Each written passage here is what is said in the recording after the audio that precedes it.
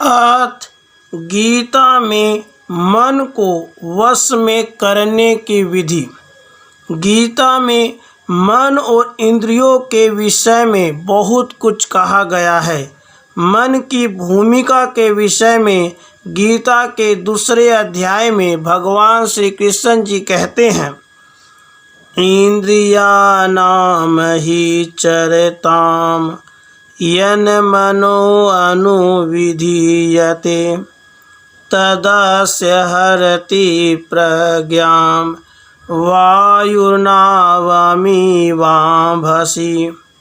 जिस इंद्रिय के साथ मन का योग होता है वह अकेली इंद्रिय बुद्धि को ऐसे डांवाडोल कर देती है जैसे वायु जल में तैरती नौका को डांवाडोल कर देती है। इंद्रियों में 5 ज्ञानेंद्रियां हैं और 5 कर्मेंद्रियां हैं। आधुनिक शरीर विज्ञान में ज्ञानेंद्रियों को सेंसरी ऑर्गन कहते हैं और कर्मेंद्रियों को मोटर ऑर्गन्स कहते हैं।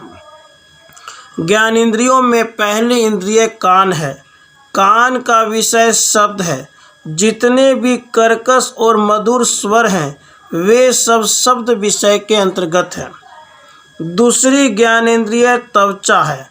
त्वचा विषय स्पर्श है।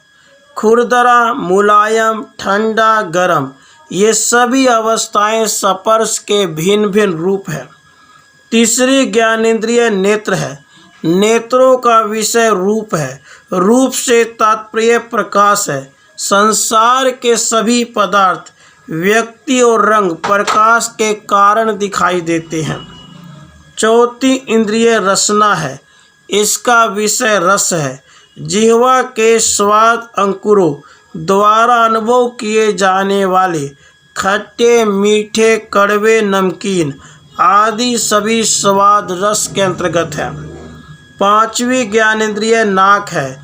नाक का विषय गंध है। सुगंध, दुर्गंध के सभी अनुभव नाक द्वारा स्वीकार किए जाते हैं। 5 कर्मेंद्रियां हैं। हाथ, पैर, वाक, गुदा और जनन अंग। जिह्वा कर्मेंद्रियां और ज्ञानेंद्रियां दोनों में है। इसके स्वाद अंकुरों से जब खट्टे मीठे पदार्थों का स्पर्श होता है तो लार ग्रंथियों के स्राव द्वारा भोजन निगला पचाया जाता है। स्वाद ग्रहण करते समय जिह्वा का नाम रसना हो जाता है। जिस समय जिह्वा मुख के भीतर के अलग अलग स्थानों पर आघात करके शब्द उत्पन्न करती है उस समय उसका नाम वाक हो जाता है। इन इंद्रियों से जब मन का योग होता है तो ये इंद्रियां बुद्धि को डांवाडोल कर देती हैं। बिना मन के इन इंद्रियों के कार्य यंत्रवत हैं। मन खीन हो तो मधुर स्वर, स्पर्श आदि कुछ सुख नहीं देता। मन प्रसन्न हो तो सामान्य स्वर, स्पर्श, स्वाद आदि भले लगने लगते हैं।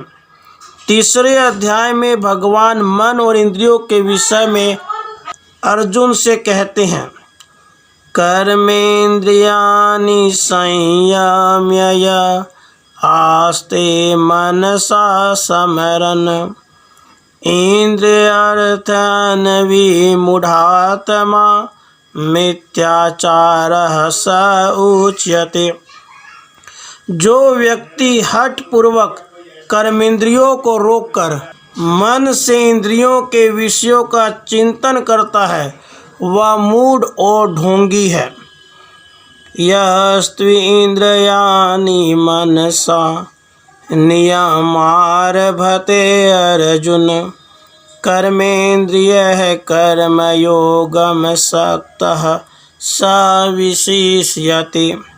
हे अर्जुन, जो व्यक्ति मन से इंद्रियों को वश में करके अनासक्त होकर कर्मेंद्रियों से कर्म करता है वह श्रेष्ठ है।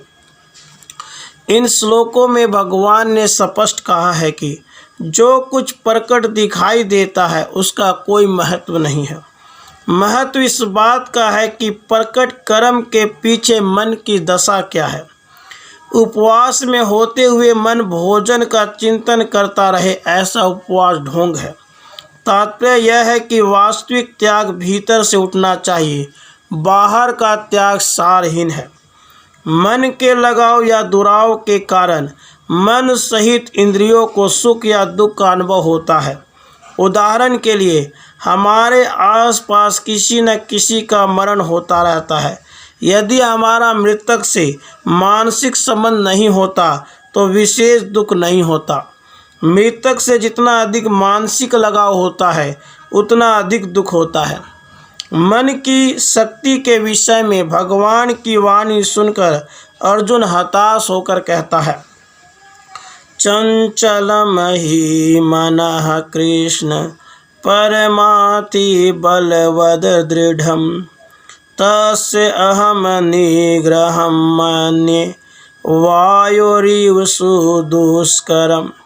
हे श्री कृष्ण, यह मन बड़ा चंचल है, मत डालने की शक्ति रखता है। यह हठी और बलवान है, इसे वश में करना वायु को गठरी में बांधने के समान दुष्कर है।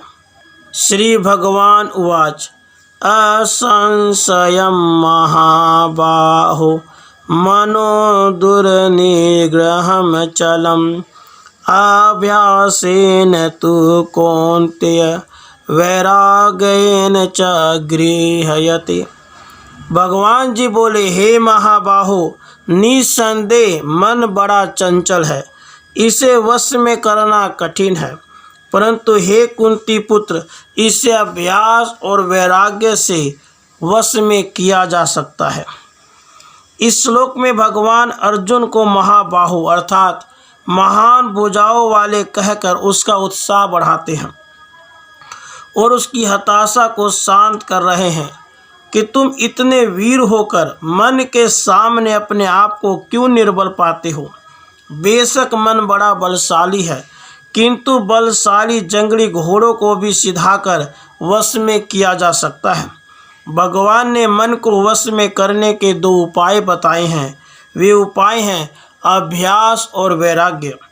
अभ्यास से तात्पर्य है एक ही दिशा में किया जाने वाला सतत प्रयास। छोटा बच्चा लेटने से बैठने के लिए सतत प्रयत्न करता है और उधक जाता है। बैठने से खड़ा होते समय बार बार गिरता है। यदि वह शिशु लुढ़क कर गिरकर हताश होकर बैठ जाए तो कभी न बैठ सकेगा, न खड़ा हो सकेगा, ना ही चल सकेगा। किंतु शिशु हताश नहीं होता, इसलिए चल पाता है। तुम भी हताश नहीं होगे तो मन को वश में करने का निरंतर अभ्यास करके इसे वश में कर लोगे। अभ्यास की दिशा क्या हो, इसका उत्तर भगवान ने दिया है, वैराग्य। राग अर्थात प्रीति से विपरीत अवस्था वैराग्य है। दूसरे शब्दों में लगावहीन अवस्था वैराग्य है। वैराग्य की ओर प्रवृत्ति तब आती है जब व्यक्ति जान लेता है कि राग का अंतिम परिणाम दुख है। राग का कारण व्यक्ति हो या वस्तु हो, इसका साथ सदा नहीं रहता, इसलिए राग का फल अंततः कड़वा होता है। राग यानी प्रीति के मार्ग में बाधा आने से द्वेष उपजता है। द्वेष क्रोध का ही एक रूप है। राग और द्वेष का यह विरोधी संबंध व्यक्ति को पतन की ओर ले जाने का कारण बनता है। इन्हीं वास्तविकताओं को समझ लेने से व्यक्ति में वैराग्य उत्पन्न होता है और राग रहित कर्म से मन का रस निकल जाता है। ऐसे वैरागी के कर्म कर्तव्य भाव से किए जाते हैं। कर्तव्य भाव से किए जाने वाले कर्मों का आत्मा को लेप नहीं लगता, उसका पाप पुण्य का फल समाप्त हो जाता है। व्यक्ति जीवन मुक्त अवस्था प्राप्त कर लेता है।